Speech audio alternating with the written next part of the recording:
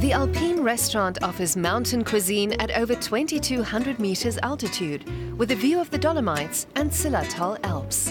It's part of the new Lumen museum, perched on the peak of Kronplatz mountain in South Tyrol, like a glass house at the edge of an abyss.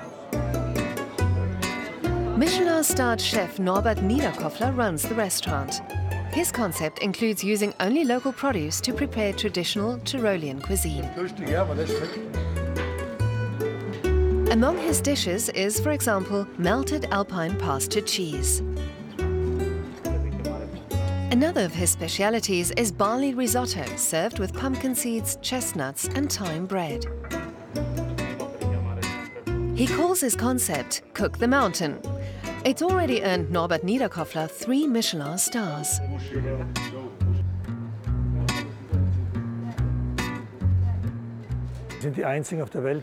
We're the only ones in the world to earn 3 stars with such a narrowly defined concept.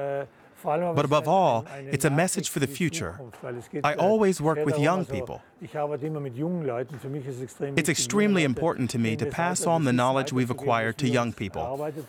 In particular, we've proven that you can get 3 stars with a sustainable cuisine. And that's an extremely important message that I'm very proud of.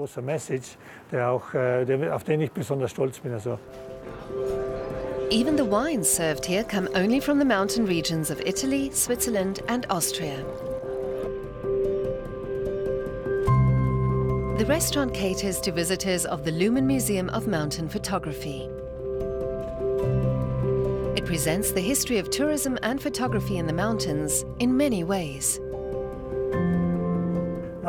2 incredibly beautiful sites have been created here. One is the last museum that Zaha Hadid designed for Reinhold Messner. The elegant Messner Mountain Museum, designed by the late world-renowned architect, focuses on the human experience of the Alpine world, as presented by the well-known South Tyrolean mountaineer. The other is the Lumen, with the Alpine here, providing a modern approach to the mountains.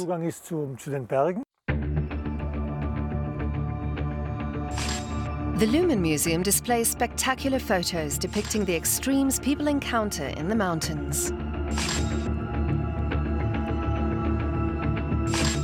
The museum was set up in a former aerial cable railway station.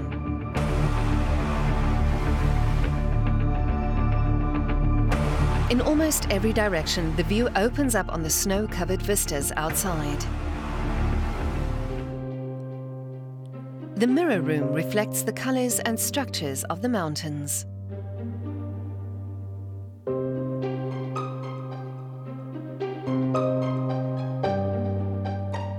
Here, museum goers can immerse themselves in the fascinating imagery.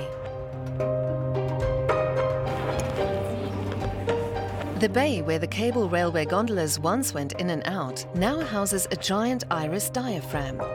It serves as a projection screen and opens onto the panoramic view. The broad range of mountain photography is showcased on 4 floors. Here, Mount Fuji in Japan, Mount Kilimanjaro in Tanzania, Glacier Bay National Park in Alaska, and here Mount Kailash in Tibet. Tina Adams is the museum's director. In other cultures, mountains are very important because they possess a certain sanctity. Often they have a godlike status. Mount Kailash in Tibet, for example, is a very well-known peak that's reachable by pilgrimage tracks. The history of mountain photography began in the mid-19th century. In 1862, French photographer Auguste Rosalie Bisson climbed Mont Blanc with his brother to capture the majestic peak. Edward Sperterini of Switzerland was the first to photograph the Swiss Alps from a hot air balloon. Back then, mountain photographers had to carry heavy equipment. They had to take along a wooden camera and make the exposures on glass plates. They took the chemicals with them, as well as a tarp to set up a makeshift darkroom. Then, of course, there was the tripod. They had to lug about 250 kilos up the mountain. The mountains had begun to attract hikers in the 19th century, but it wasn't until the 1950s that mass tourism started. And it's continuing unabated to this day. The mountains still cast their spell on anyone who comes to see them. I think it's a fabulous idea here in a spot where you can almost touch the sky. Whoever thought this out had a great vision. People don't come here just to ski, but to enjoy art and culture. Even the cuisine is artistic. It's an experience you shouldn't miss.